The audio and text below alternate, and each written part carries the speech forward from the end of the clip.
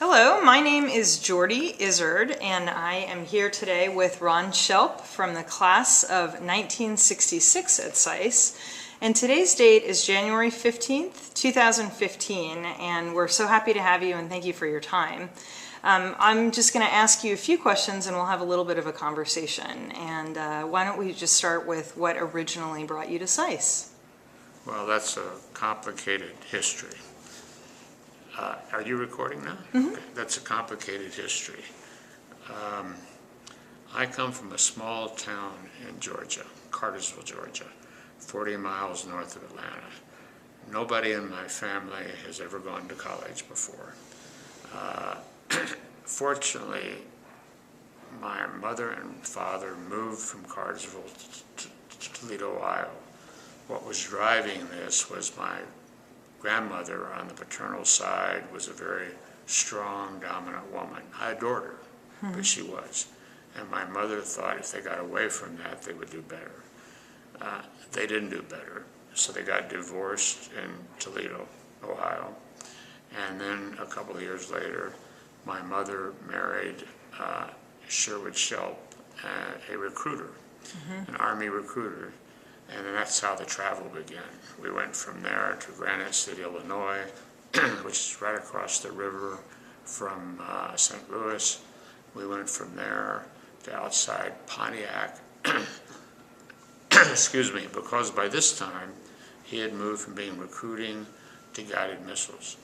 We went from there to El Paso, and in my view, he made a terrible mistake, because when we were living in Toledo, he was picking me up at school one day, a snowy day.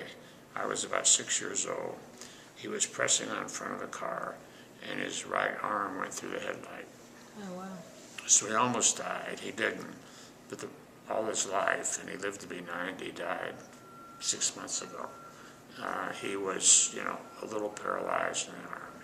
So anyway, when we're in El Paso, he gets the idea, well, I ought to take early disability retirement.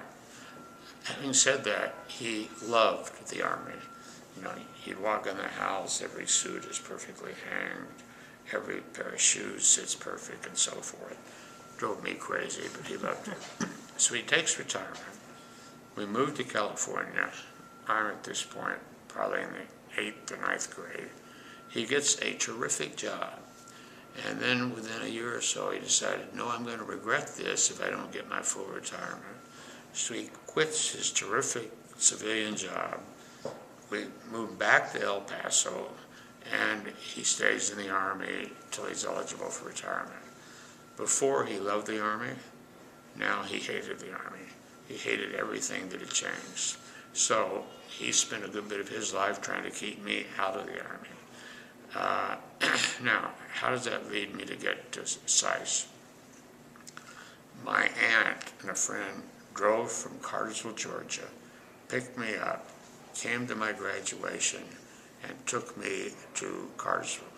I was planning to be something in drama. I had a full scholarship to Texas Christian. This will tell you something about my prurient mentality at that point. I go to Texas Christian. There's a bunch of kids laying on a blanket drinking beer. This bothered me immensely. I resigned my scholarship and I left, and then we went to Cartersville. I then worked for a year and a half at everything from running a cotton gin to being a bill collector. You know what a cotton gin is?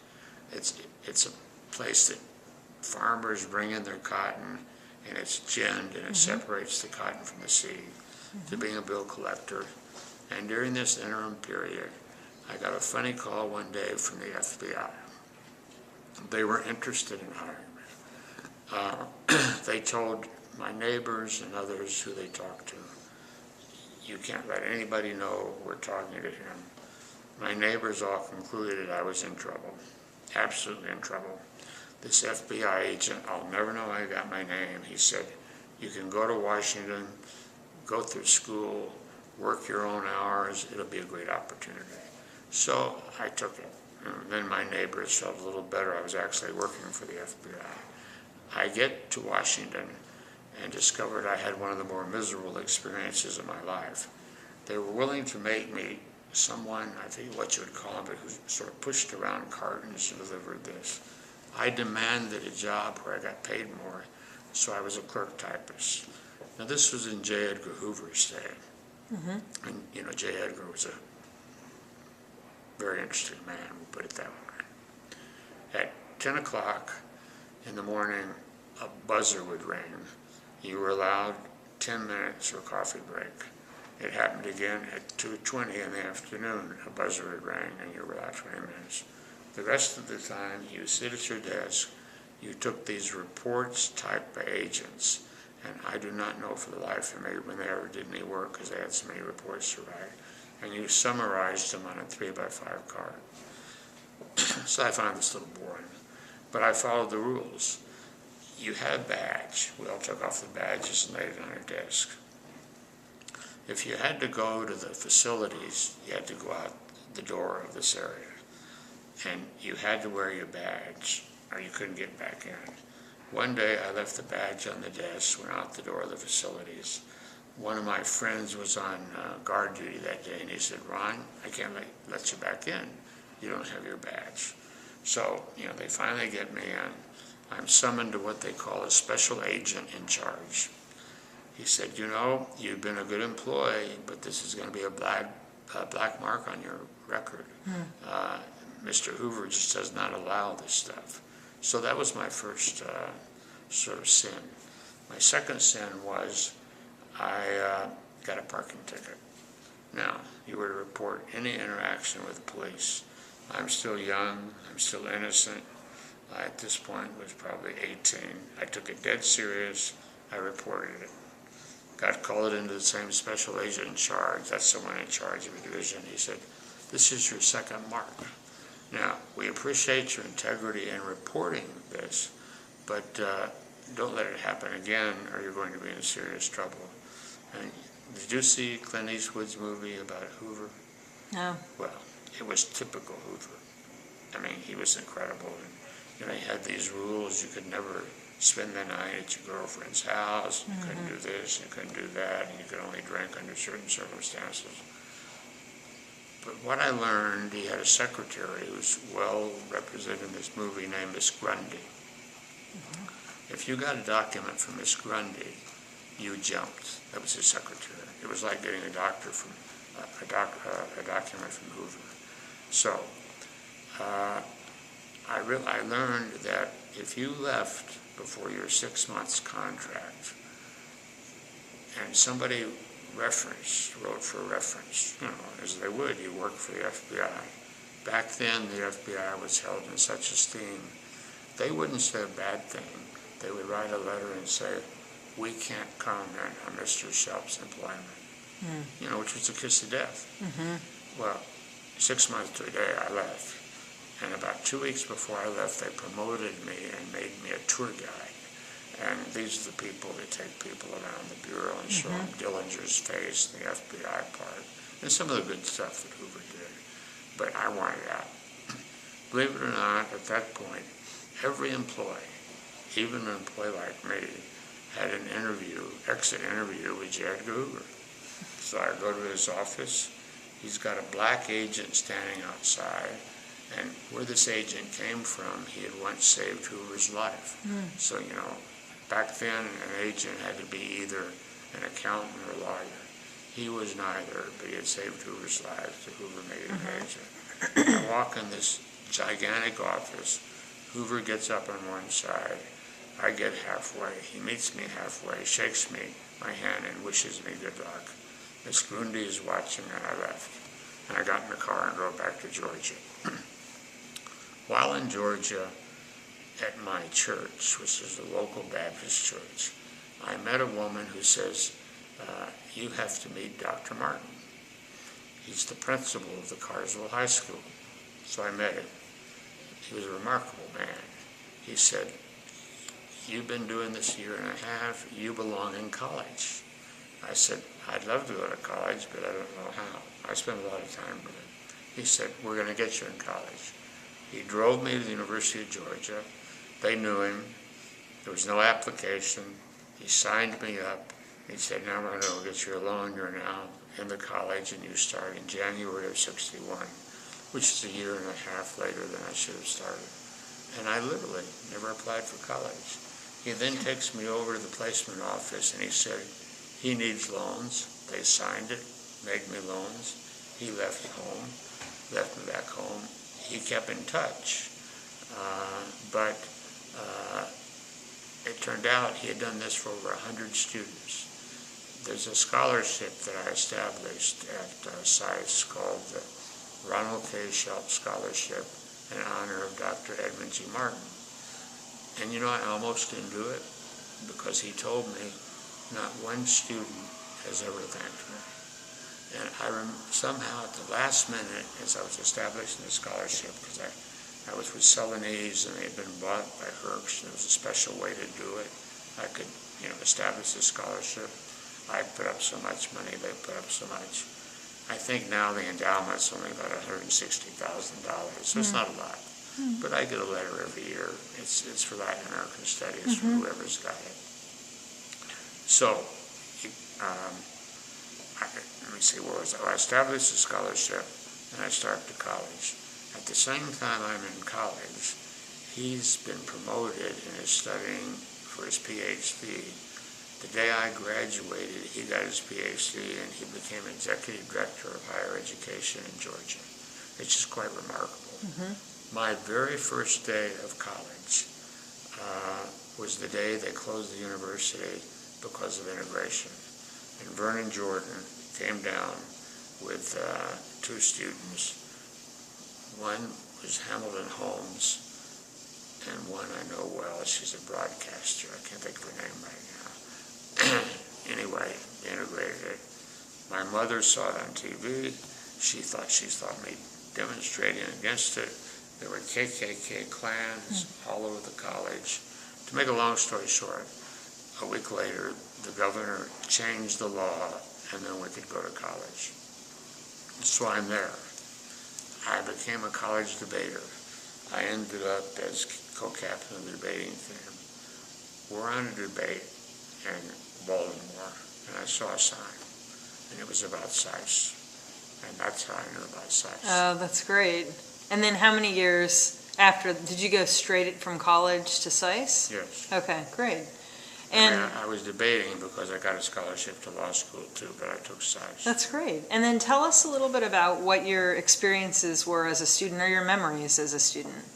Well, they were great. I mean, I met people from all over the world. I think you still teach Wide World? I know what the class is, but I don't think it's there anymore. I've heard a lot of folks on the oral history It was interview called talking The about it. United States in a Changing World Environment. So, friendship was the most important thing. There was a certain amount of intimidation.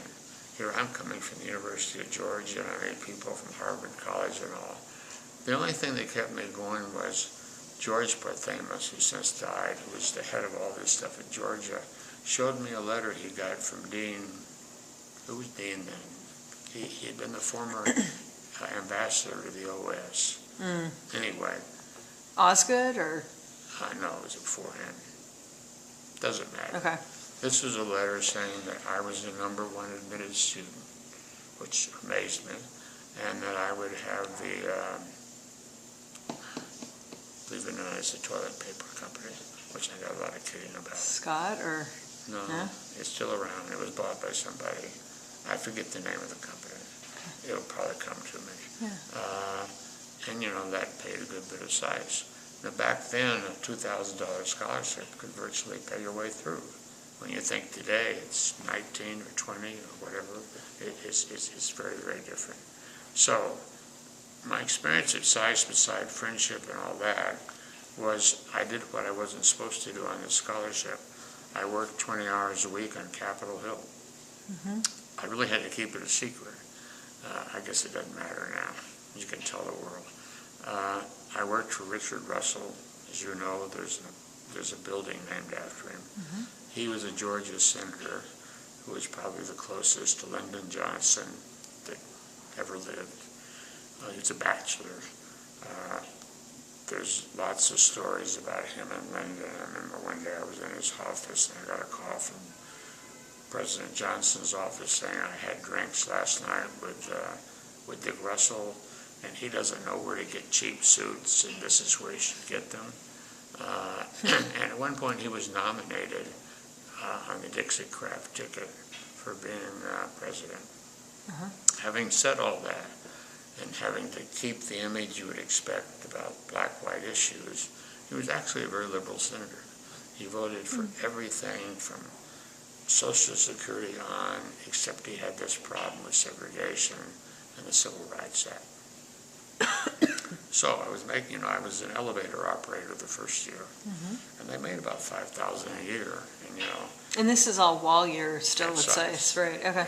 And you step back, you become, as you work your way up, you get the far recessed elevators where nobody ever gets on them. Your first few months, you're on a major elevator. Senators only get on. You press the button, you take them to the floor. Of course, this gave me the idea of being a senator, too. I thought it was great stuff. The second year, I was made his deputy press secretary. He was opposed that year by Governor Sanders, a very popular young governor, very popular. And then my job was to get the information of how much money had gone into Georgia while he was a senator. And he was a senator until he died. Well, I called the Defense Department and all these other places. It was so many billions of dollars, you wouldn't believe it. And Carl Sanders, his opponent, decided he just couldn't bring himself to oppose such a great senator, and he withdrew. And once again, Senator Russell was elected unopposed. The toilet tissue company is Crown Zellerbach. That was who paid my way through my first year.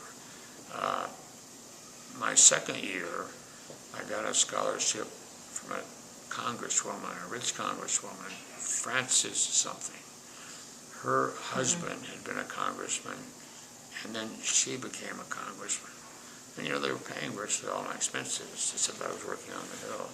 I'll never forget the day she did this for every student that got her fellowship. She invited me to lunch in a house dining room. And she was a big, commanding woman, and she'd summon over waiters, and she'd call congressmen and so forth and so on. We had the traditional bean soup.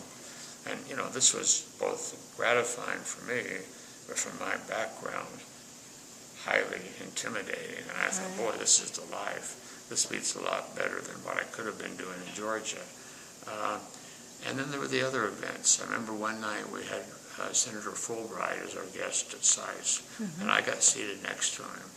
Well, I thought it was in heaven, Bill Fulbright, one of the great senators in my view, because I was always basically liberal. It was just an extraordinary experience. So basically my experience at SAIS was the sort of people you meet that I would have never met if I'd stayed in Georgia, even at the University of Georgia, where I was a BMOC, are extraordinary. I was one of the 2 finalists for Rhodes Scholar at the University of Georgia. I've always regretted they told me to go north, go to school, and come back, and I didn't, because they said you often get it the second year. And I'm a member of the Council on Foreign Relations, and I once heard George Stephanopoulos speak, and he said, I didn't get it the first year. All my family were priests. I didn't want to be a priest. I guess it was the Greek Orthodox Church. My dad wanted to be a lawyer. I didn't want to be a lawyer. So I went back and tried for the fellowship, and I got it. Congratulations. And it changed his life completely. So I guess that's what I remember about SAIS.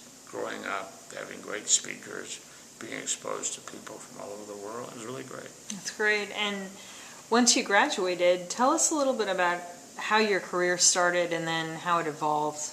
Okay, well, my career that I had almost didn't start. I worked for the U.S. Chamber of Commerce. There was a fairly senior person there named Dick Bro. He had gone to SAIS. He called Dean, whatever his name was, the head of SAIS, we can get his name, the fellow who had been ambassador to the OAS. Yeah, it starts with a T, doesn't it? I'm but it's been so long, Anyway, I don't okay. remember. And he said, we want somebody who speaks Spanish for a great job. Well, I remember the Spanish teacher very well. That was part of SAIS. He was a Peruvian. You know, passing your language was a big deal. I spent every day in that lab, 5 days a week. I did everything. I got to the end of the third semester, and I passed. And he said to me, but I'm going to fail you. I said, you're going to fail me? It takes a lot of pressure off me. He said, you're good now. You'll really be good in one more semester. I'll never forget that. He was right. He was right. I got a lot better. But, you know, I'm trying to get these obstacles to graduation out of the way. What were we talking about then? What do you mean? Like, Oh, where it's SAIS? yeah. What your job? They called me 3 times from the chamber, and I refused to interview because I said I did not want to work for a right-wing organization. Right. I finally went the 4th time, and it turns out it was the international department, which in the chamber has always been sort of free trade, liberal department, and they had a new job. The Association of U.S. Insurance Companies Operating Abroad wanted an executive director to run the association. So I took it. So at 24, I'm running a trade association. It was great.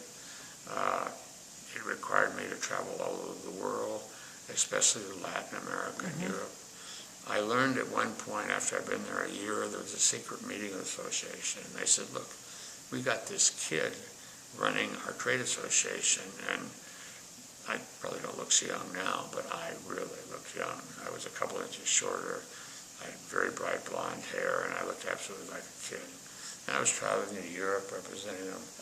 And a man from Pan American Life in New Orleans said, let's give him a year. And they voted and gave me a year, and then they were happy. At the end of 4 years, another job came along, a new organization called the Association of American Chambers of Commerce in Latin America. It was known as ACLA. They offered me that job. They gave me an assistant on that job, and I kept the other job too. Now, these weren't being paid by the chamber. These were outside groups paying the chamber, so I had a certain amount of independence. That job's where the art started. You know, Georgia did something they don't do at colleges anymore. I knew nothing about art. I knew nothing about classical music. A course in appreciation of art and a course in appreciation of music was required for a Bachelor of Arts degree, so I took it. I remember the course well. He didn't require you to know this artist or that. He taught you styles, and then for the final, he would flash an artist. He said, I don't care if you know who it is. Based on what you see, you write what it's about and tell me who you think it is. And I got an A. In classical music, they gave us 10 classical music elements. We played it for a semester. You go into the final, he dropped the needle for 1 minute, and you tell him what the piece is. You've probably heard this being done before, but you know, I passed and made an A there too. That's great. So when I was at ACLA, the Association of American Chambers, I had to visit every Latin American country with a chamber twice a year.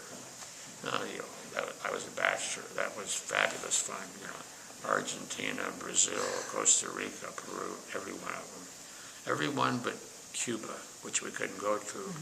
But June and I went last year once we could finally go, and now it's quite easy to go. We had to go with a group. We went with an art-related group from the University of Georgia Art Museum, whose board I'm on. No, it's not the University of Georgia. It's the Georgia State Art Museum, which is a state art museum located in Athens, Georgia, where the university is. And I remember how these trips went. The first trip I'd sightsee. The second trip I'd chase girls. And the third trip I happened to wander into a gallery one day. And I loved it. So I just got to buying art from all over the world, from That's where it started. Yeah, from Indonesia, from Peru, from Yugoslavia. I was going a lot of places. So that's where it got started. There was a pact among the association that nobody will offer Ron Shelp a job because we want to keep him running the association. Well, if you've ever read much about AIG, who ran it, they don't pay the least attention to these PACs. Greenberg said, hire him. I got offered a job. I was happy to have the job, and that moved me from Washington to New York, where I worked for 12 years. I was in charge of government relations. At what point in your life was that? 12 years? That was in 1973. Okay, to whatever, 85? 85. Okay. Very good. Okay. So it started off being government relations.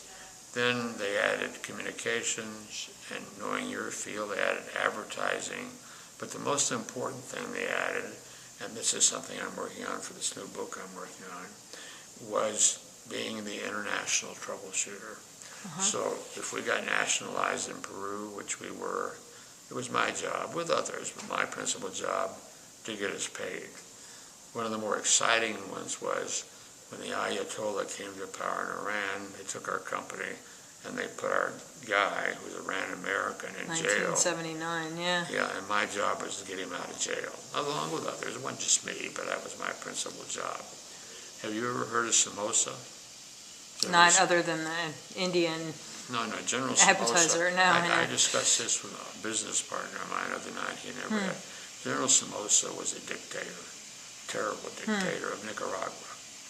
He ruled the company for years, the country. He went to West Point, large, big man. There was an obscure provision in the law we didn't know about that said 50 years from now, all the foreign insurance companies revert to Nicaragua.